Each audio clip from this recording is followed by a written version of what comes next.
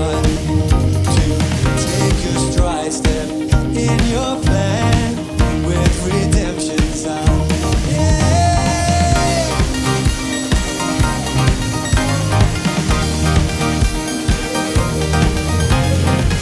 Resurrected, now alive, heaven's story made known.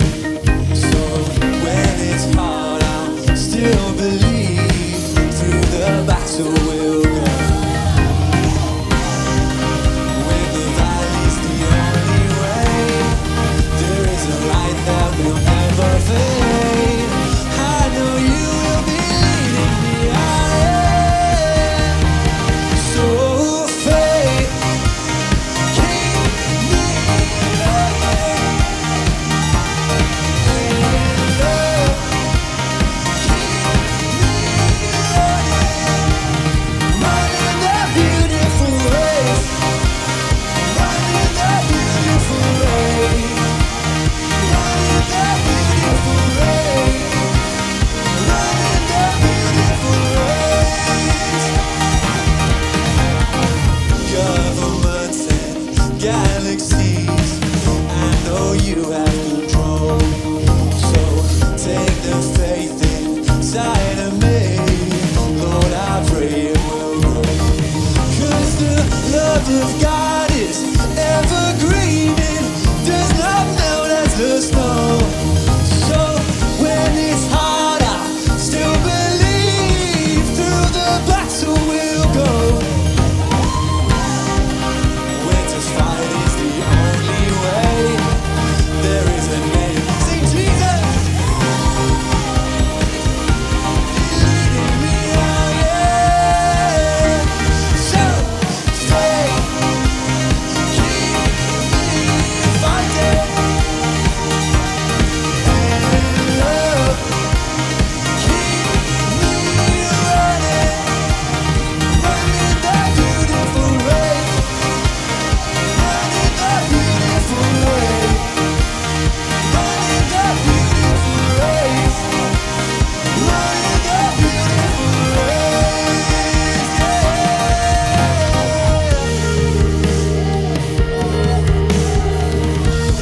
We're running up to God this morning, aren't we? Yeah? I wanna keep running up to heaven's door. I wanna keep running up to heaven's door. I wanna keep running up to heaven's door.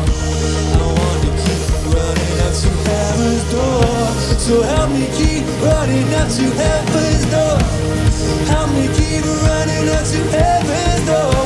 So help me keep running up to heaven's door. Yeah. So faith, keep me fighting. In love, keep me running. Running that beautiful race. Running that beautiful race. Running that beautiful race. Running the beautiful race. Yeah.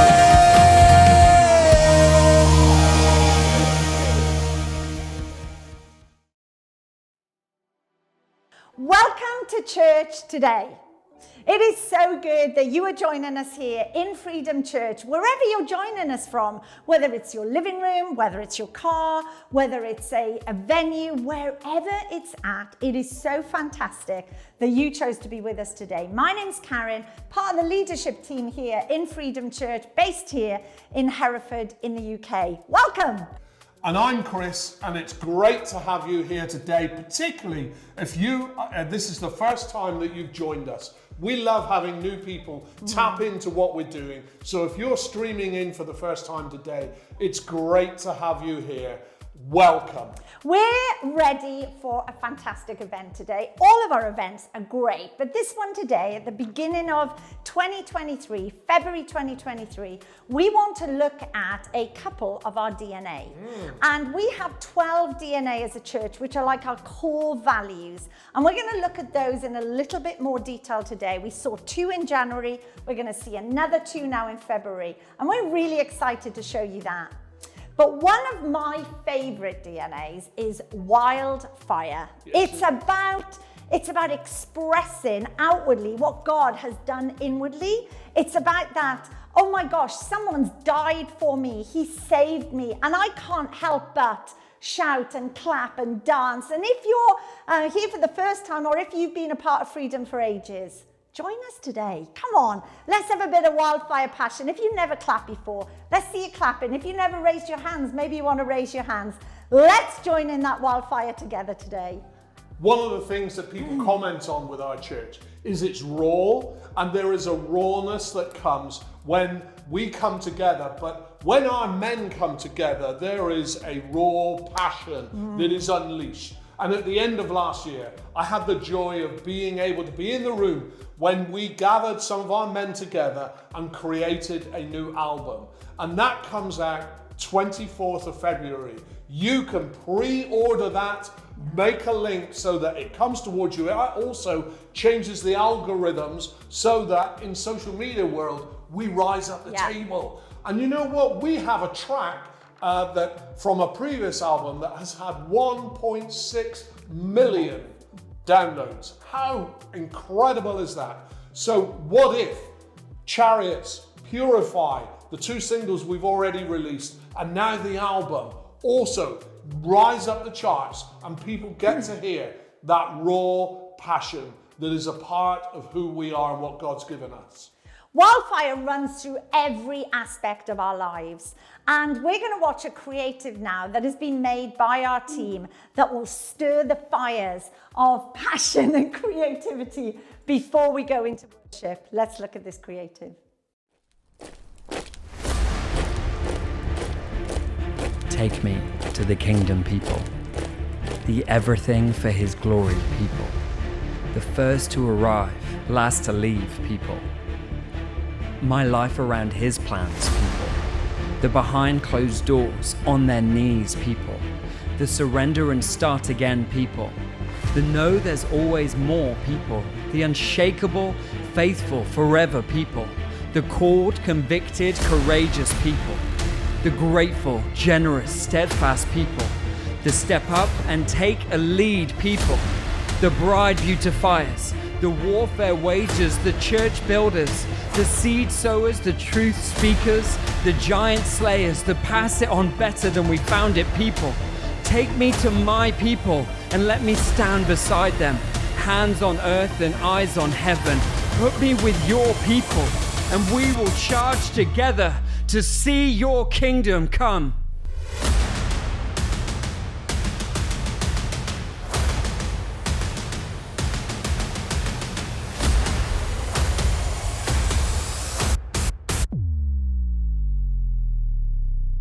Wow, that stirred the fire. Oh my gosh, I love that video so much. It's who we are as a church. Yeah.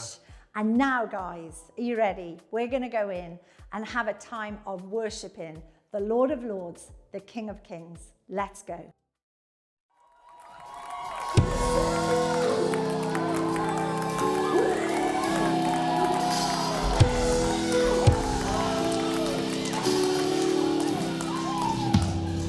Some may trust in chariots, but not us. We will trust in the one who holds the universe. Some may trust in their own strength, but not us. We will trust in the one who raised the dead. Yeah!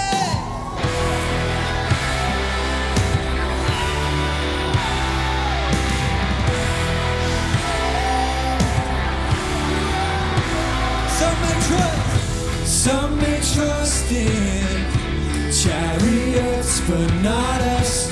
We will trust in the one who holds the universe. Yeah! Some may trust in their own strength, but not us. We will trust in the one who raised the dead. Yeah! So why should I fear? What can the others do to me? When the rest is made clear by the King who rides ahead of me. In your love, no one's forsaken. Creation cries out, yeah.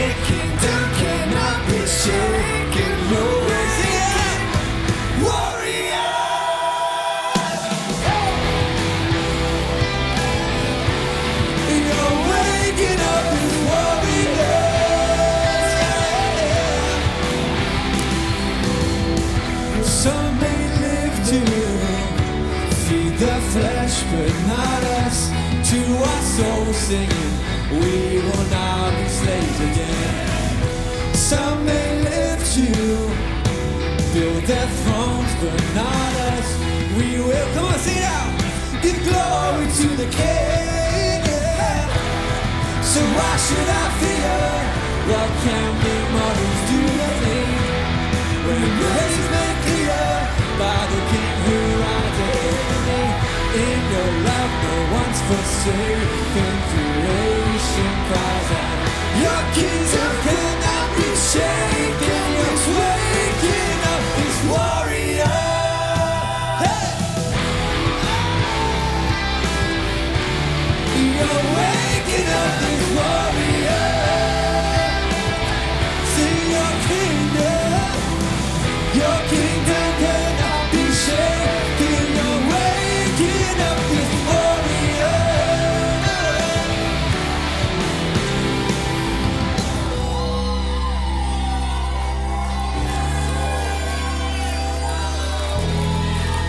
Nothing's gonna hold us down. Nothing's gonna hold us down as we take it back from the King and crown. No, nothing's gonna hold us down as we're taking ground for the King. Taking ground, come on! No, nothing's gonna hold us down as we're taking ground for the King and crown. No, nothing's gonna hold us down as we're taking ground. Lift it up! No, nothing's gonna hold us down when we're taking ground for the King and crown. No, nothing's gonna hold us down as we're taking ground for the King and crown. No, nothing's gonna hold us down as we're taking ground for the King and crown. No, nothing's gonna hold us down. No, nothing's gonna hold us. So I walk up to the battle line where you meet you in the sun, and you place it in your sinning hands, and you say that thank you.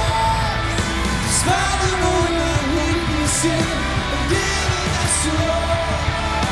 Turn the world as darkest shout. The battle is the Lord. The battle is the Lord. The battle is the Lord. Come on. The battle is the Lord. The battle is the Lord. The battle is the Lord. The battle is the Lord. The battle is the Lord. He is the King of glory.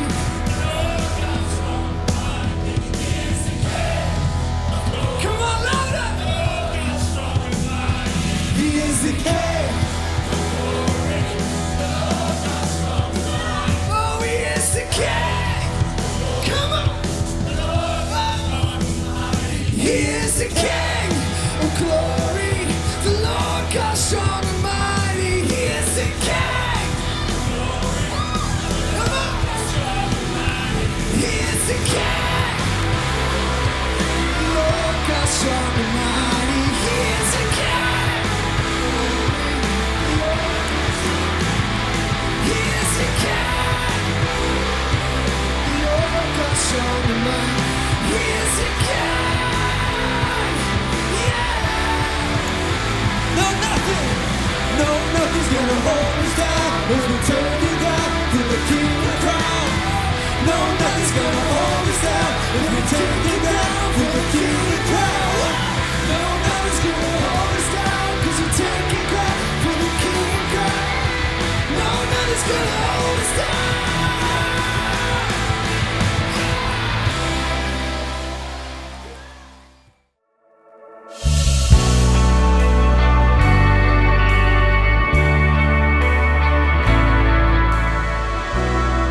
We will lift our eyes. We won't fear the fight. There is one who's stronger. Pressed on each side, we will not lose sight of the one who's greater. Come on, sing it out. One name holds every victory. One voice that silences the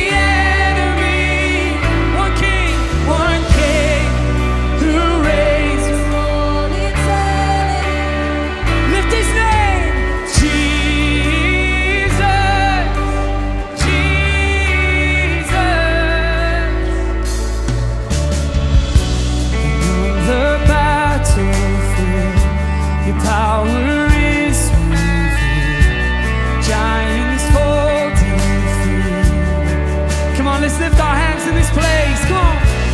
We are taking ground. Walls are falling down in the mighty name of Jesus. And again, one day,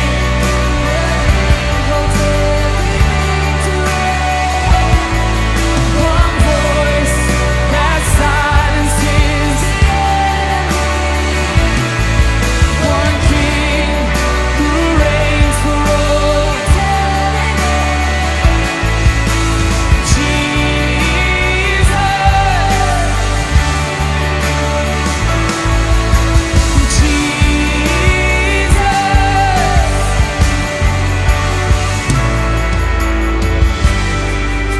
Father, we thank you that every victory is yours. Every victory, in every way. Father, for justice, for peace, for unity, for healing, for breakthrough. It's yours, Lord. Every victory is yours. Every victory is yours. You rose. You reign. Death is buried in the grave. Hell cannot define me. You rose. You reign.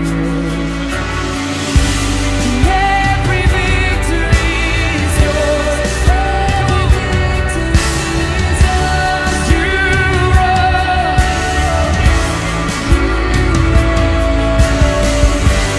Death is buried in the grave. Hell cannot defy your name. You rose. You reign. One name. Come on. One name. Come on, lift it up. One voice that silences the enemy. Let's go. King who reigns for all.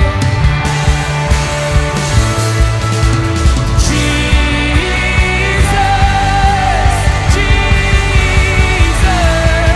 One name. Come on.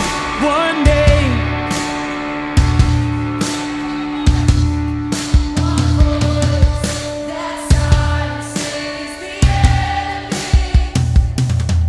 One King who reigns.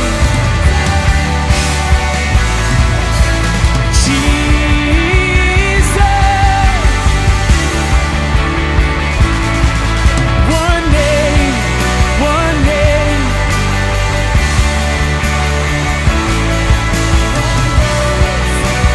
Silences the enemy. One King who reigns.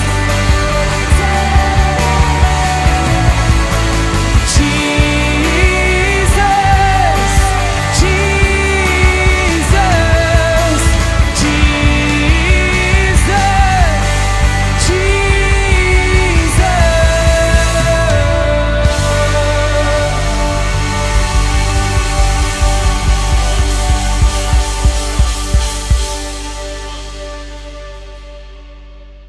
I was watching you through that camera, raising your hands, doing a bit of a dance, getting your wildfire passion on. Fantastic. What a great time of worship this morning. Well, now we're going to be going into the very first of our DNA videos. Warrior Poet is one of our DNA. It's all about creativity. Who better to deliver this message than Saz Thomas, our campus pastor in Charleston, America? It's going to be great.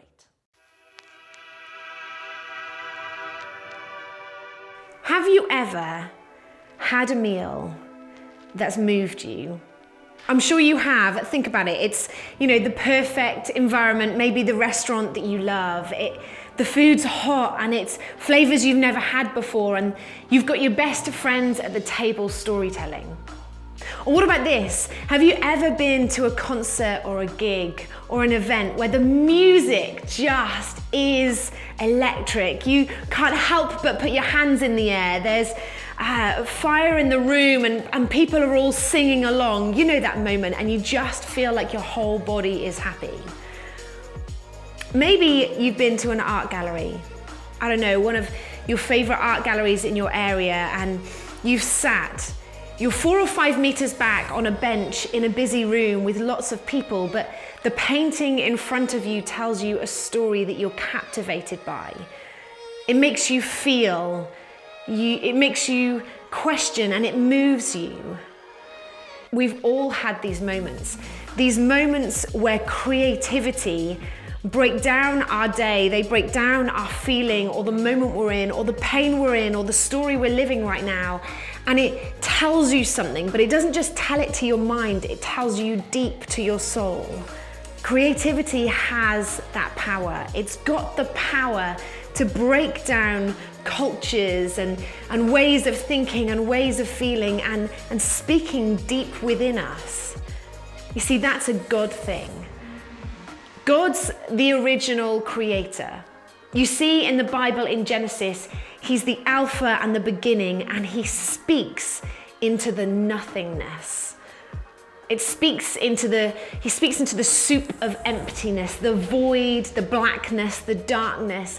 And as he speaks, when everything is monochrome, when everything is void of light, when life is dark, God speaks color, and he speaks creativity, and he calls out life and fullness and love and relationship and animals and plants and all the rest. You see, he's the ultimate creator. But not only do you have God in Genesis, you have Jesus. And Jesus was a carpenter. He was a sculptor of material. He loved wood, and he chiseled and hammered and created and honed and formed all kinds of things in his trade. And then you've got the Holy Spirit, and you see through the Bible the Holy Spirit comes as fire and as a dove, and he comes in the wind, and he ministers in so many different forms. You see, God's creative. You see, we're called to reflect the Creator, to embrace and express his story and his life. You see, in Genesis, it also says this. It says in Genesis 1 verse 27, let's make human beings in our image. It also says, let's make human beings in our nature. You see, for some of you, or some of us, we've written ourselves off from this DNA, because Warrior Poet is about creativity. And maybe all you can draw is a stick man, and you can't sing like me. But creativity isn't just about a skill, a job. It's not about a profession or paid employment. Creativity is simply expressing. It's the ability to take a story, a moment, a feeling, and for it to be expressed. And by nature, every human being has this ability to express. You don't have to spend much time with a toddler, a 2-year-old whose chocolate bar has finished, to realize that they've got some very definite feelings and an expression about what they're feeling. The thing is, all of us have it. And so this isn't a DNA that you can attribute to our Sunday events and the music we play. It's not a DNA that lives in certain people and not in others. Because when God said he made you in his likeness, he said to you, he made you creative. He made you to be just like him, to express and to embrace creativity. Most of us will watch films. Most of us will appreciate art or listen to music. Why? Because every single one of us is creative. Now, if you go to the Old Testament, the first person in the Bible to receive the Spirit of God was a builder. Yes, a builder, not, a religious leader or an academic. It was a builder. More specifically, it was a craftsman. And this craftsman, in Exodus 35 verse 31, it said, the Lord filled him with the Spirit of God and gave him great ability in many crafts. God gave him knowledge and wisdom and understanding. And in this moment, in the Old Testament, God is filling people, he's filling craftsmen, he's filling men to build the temple, to work in gold and stones and wood and sculpting and color and fabrics. Because in the Old Testament, God wanted to write a story of meeting with humanity. He built these temples as a place where he would come down and change lives. The temple was the place where people were forgiven.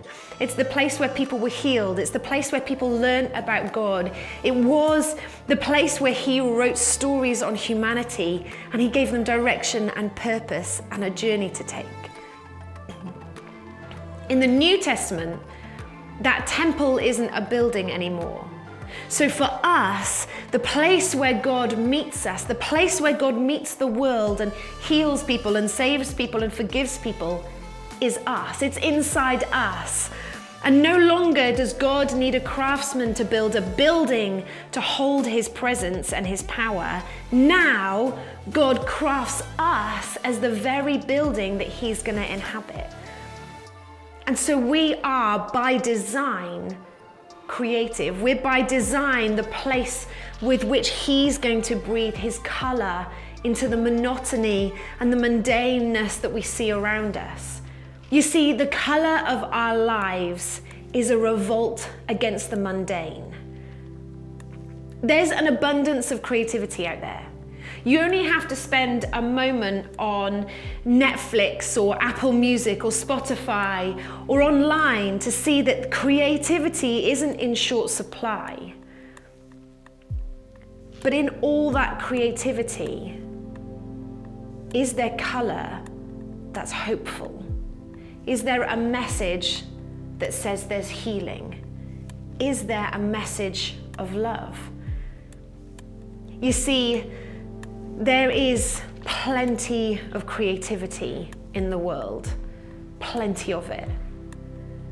But what you have living inside of you is a color and a message for the world that's hopeful, that's light. God calls us light. We're to be a light to the world. And every single one of us has a unique way of expressing. No one in the world will tell a story the way you do. No one will joke like you do. No one will sing like you do, or put out the Instagrams that you put out, or tell stories and retail journeys that you've been on the way you do, because you're completely and utterly unique.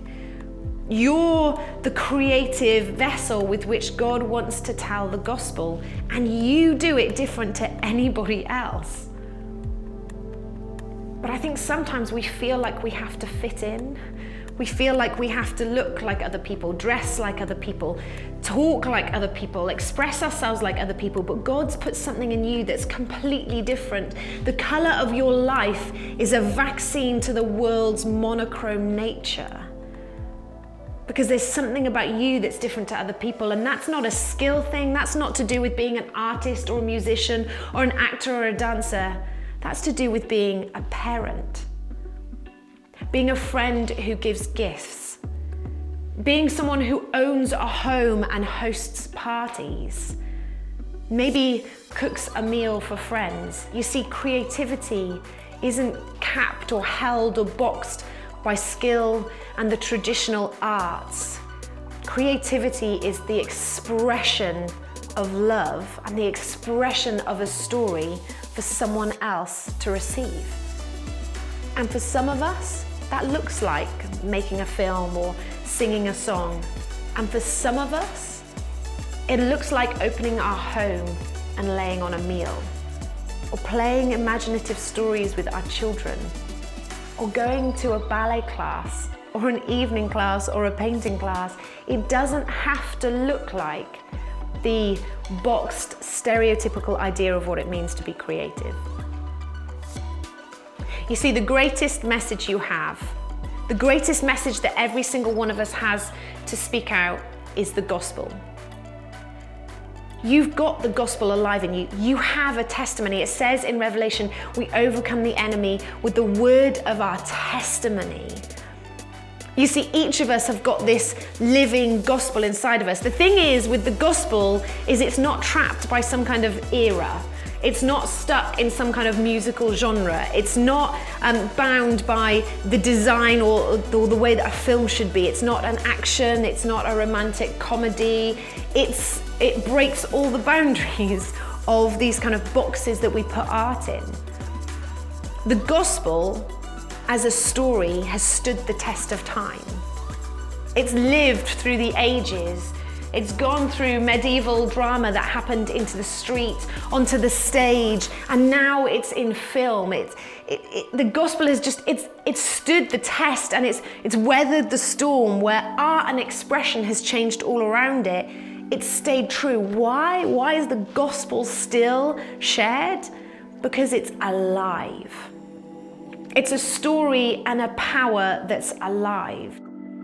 And it lives in you. You see, the thing is with this story, the thing is with this gospel, with the saving power of Jesus, the love of Jesus, the forgiveness of Jesus, the way that He saved you, the way that He's healed you, the way that He's provided for you, all those things that the gospel has done in you are not designed to stay inside of you.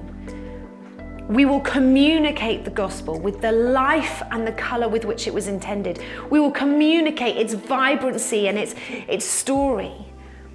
And so wherever you are, I want to ask you this question. How does your life tell the gospel? How does your life reflect what God's done? Do you sit down with a friend over coffee and tell stories of church, or tell stories of meeting God on a mountaintop, or tell stories of God meeting you in your pain or your loss? You see, we have stories deep inside of us that need to be told. We have a gospel story that has got to come out of us. And for some of us, it'll come out in song. It'll come out in an Instagram photo. It'll come out in a play or a book or a poem. But for some of us, where those are not our methods of expressing, do not get trapped in thinking that creativity is something you can't do. Host a meal. Wear something different. Play with your children in an imaginative way. Romance your husband and wife in a way that you've never done before. Make it creative. Throw a party. Honor your friends. Give a present. Whatever it is, we're called to this life of vibrancy. We're called to share the gospel in ways they've never been shared before. And here's the thing. Every single one of us is creative. We're made in the nature of God. Every single one of us is a place that God fills in order to tell His story and meet other people. And every single one of us has the ability to share the gospel in a new and creative way, because we are sent into all the world to change the lives of our neighbors, our family, our friends, our work colleagues, the students alongside us, whoever is around you. So I'm asking you, let's reflect the Creator in embracing and expressing creativity. Let's live a life of color so that we can revolt against the mundane, and let's communicate the gospel with the life and vibrancy with which it was intended.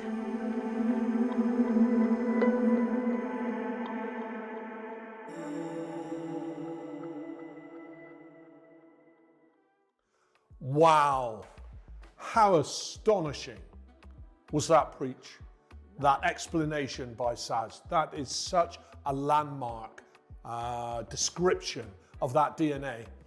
And one of the other DNA that we have, we call relevant to our time.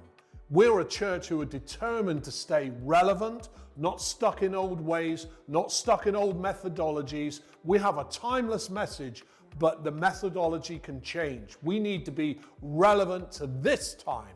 And who better to explain that than Saz's husband, Dave Thomas, and he's going to speak to us now about the DNA relevant to our time.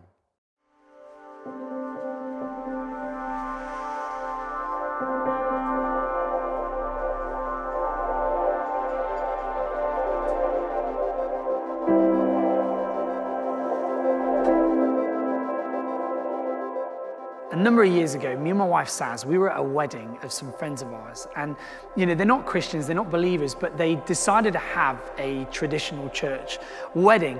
And we were there with a whole bunch of friends and family that we love and we care about and we've shared our faith with, we've invited to church. And, a couple of them actually become Christians, and that's amazing. But the vast majority of them haven't taken that step yet. And, even though we knew that it was going to be a different kind of service to the one we would have in Freedom, we were praying and saying, God, could you use it? Would you speak? Would you move? And, it was a beautiful moment seeing our friends get married in this amazing church. But honestly, as we went through this service, I found myself getting really frustrated.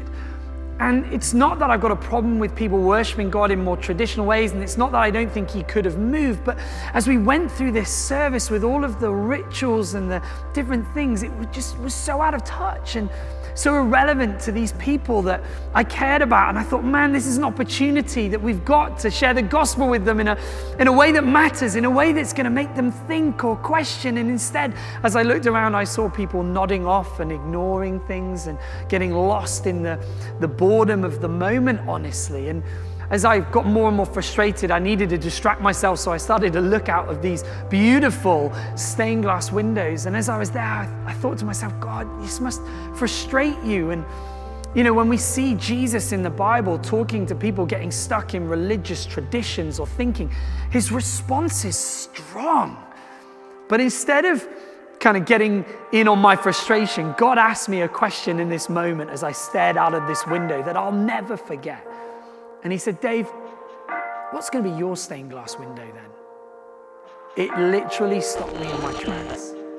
There in this moment, God was challenging me and saying, you're just as vulnerable about getting stuck in an area of thinking something so precious that you want to hold on to it the way you do church, and it could cost the generations you're trying to reach. At the time, Freedom, we were just getting momentum. We were starting to film things, starting to stream online, new music, super modern. We were cool, it was different. And yet in this moment, God wasn't going to agree with my frustration. He was going to provoke me to think about where I was at.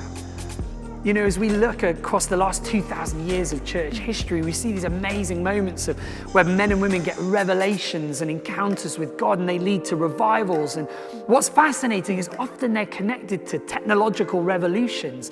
Even think about stained glass windows, an amazing advancement in technology at the time. And why did churches end up having all these stained glass windows? It was because the majority of the people then were illiterate. And so the church took images and pictures in order to preach the gospel. It was a relevant to its time way of connecting anyone anywhere to a life-changing relationship with Jesus. But if we look across church history and we see these revivals and these moments, and you go 10, 20, 30, 40, 50 years later, often they've petered out. And I think it's because so often we take these revelations that lead to revivals and these revolutionary ways of doing church, and then we repeat them until they become relics.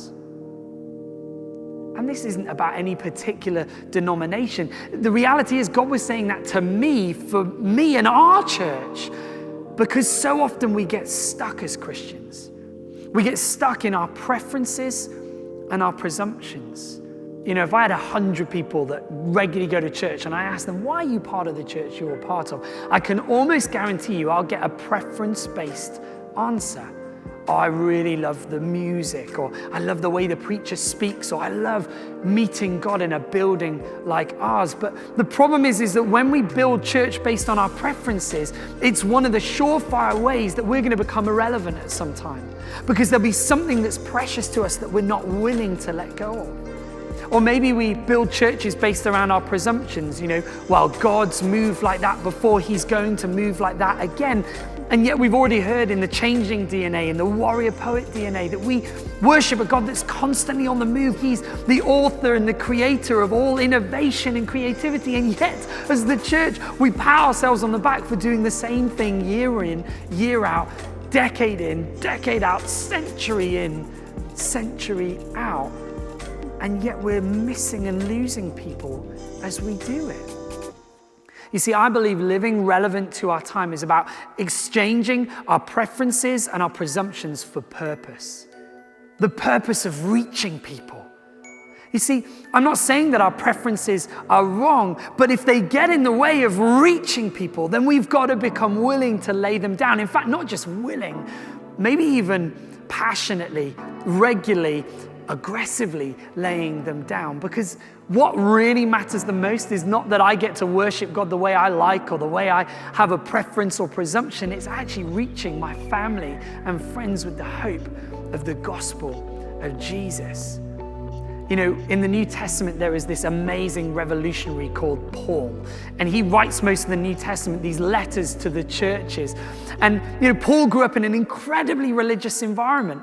Talk about preferences, talk about presumptions. This guy had a list longer than anybody. But when Jesus took a hold of his life, when the gospel took a hold of his life, all of that went out the window. He even says in one of his letters, what I used to count as gain, I now count as loss. In other words, my preferences, my presumptions, they don't matter anymore. All that matters is knowing Jesus and making him known. Even Paul, in the early years of the church, had to write to some of the early church leaders and challenge them about where they were falling into rituals and historic traditional things and somehow choking out the truth of the gospel. I love these words of Paul in 1 Corinthians chapter 9 that give us such a picture of what it is to live relevant to our time, to exchange our preferences, our presumptions for purpose. To the Jews, I became like a Jew to win the Jews. To those under the law, I became like one under the law to win them. To those not having the law, I became like them to win them. To the weak, I became weak to win the weak. I have become all things to all people by all possible means so that I might save some. I do this all for the sake of the gospel, that I might share in its blessing. You see, Paul is radically teaching us about what it means to be relevant to our time. He's laying down preferences, laying down presumptions, never once compromising on the truth of God, but reaching people, going beyond even what he was comfortable with, even what he'd known before. You know, Paul would have learnt new skills, maybe even new languages, would have understood cultures, all for the purpose of reaching people, because that's what the gospel's all about. And yet so often for us, we're unwilling to lay down our preferences. In fact, so often when I talk to people who've maybe left churches, so often it's because something's changed that they don't like now. Rarely do I hear Christians saying, I love my church because it's a style that I don't like, but it's reaching people. Rarely do I hear people saying, man, I love my church. It makes me so uncomfortable. It pushes me out of my comfort zone just so I can reach my neighbors. Oh man, I love my church. As soon as you think you've got it sorted, it changes, and it's always changing. And actually, I don't really know what's going to happen next year, but it's all to reach the next generation. That's the kind of church I want to be. That's the kind of church I dream about being.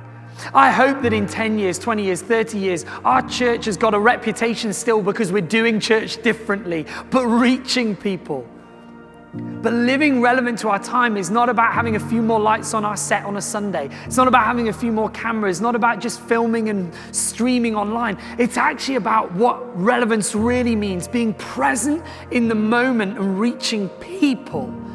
It's about laying down our preferences, adapting our methods for the times and the cultures we're called to reach. I'll never forget, a few years ago, I went to visit our campuses in India and I was having lunch with Luke and Sophie, who were part of our team and leaders on the ground in the early years. As we sat in this restaurant, they ate with their hands, much like people would do in India, and they were incredible at it. As I sat there with my knife and fork, I said, guys, that's amazing. And they said, yeah, well, we're Indian now, aren't we? And in just one small way, they laid down their preferences, laid down their presumptions, even laid down their own culture for the sake of reaching people that they've been called to. And those what seemed like small steps were huge when it came to making a statement of what they believed about the people that they were reaching and the willingness that they had to do whatever it takes. And yet for many of us, we've got our preferences around our time, even our own homes. With Firestarter, some of us, maybe we feel God calling us to do it, but we don't really like the idea of the hassle of letting people in our homes, tidying up after them. Maybe even the investment of, in refreshments that's going to come out of our own pocket. And after all, we got to ask, am I letting my preference drive how I want to do church? You see, being relevant to our time, yes, is about how we lead our church, but ultimately it's about how you live tomorrow and the day after. You see, you're the most relevant message that God has in your community. Maybe you're a parent at school, reaching other parents at school. You're the most relevant person to do it. Somebody at university, at college, a business owner. You are the relevant message Jesus has, but how stuck are you in your preferences, your presumptions? Are you the kind of Christian that when you start talking about church, you just reel off these words that your non-Christian friends have got no idea what they mean? You see, the church has lost the art of translation. Relevance will never be compromised. In being relevant to a time, I'm not talking about twisting or adapting or changing the word of God just to fit in with current trends or thinking. That would be the worst thing we could do. Instead, I'm talking about learning how to speak the language of the world in order to preach the gospel in a way that they can grasp and understand, rather than doing it out of our presumptions and preferences. You see, some of us are going to be called into leading industries, but we're going to be called to walk the tightrope of relevance without compromise. Relevance of the truth of God in a world that's running further and further away from it. But this is the kind of church God's called us to be. He's called us to be on the front lines. He's called us to be on the edge of innovation, not catching up to it. I believe that the church that's relevant to its time will see a revival that won't peter out, but it will keep rolling and get bigger. I believe a church that's relevant to its time will be a church filled with young people, because we will appeal to the next generation, for they're the now and they're the future. I believe a church that's relevant to its time will be able to go into any culture, cross any border, any time zone, any people group. That's the kind of church that's relevant to its time. That's the kind of church I want to be. That's the kind of Christian I want to be. But what about you? What are the preferences that you need to lay down? What are the presumptions you need to let God come in and renovate and revolutionize? We are called to be relevant to our time. Every single one of us. It's essential to reaching our world. It's essential to connecting anyone, anywhere, to a life-changing relationship with Jesus. What a great event. Oh my gosh, those videos were so good. Thank you, Dave and Saz, for the messages that you've delivered. And thank you, every one of you, for being a part of our event today. We've loved having you join us wherever you're from. If you want to comment, if you want to respond in any way, we have an email address, hello@freedomchurch.cc. Please drop us an email. We'd love to hear from you. But otherwise, join us again, same time next week. Have the best week. Have a good one, guys. Yeah.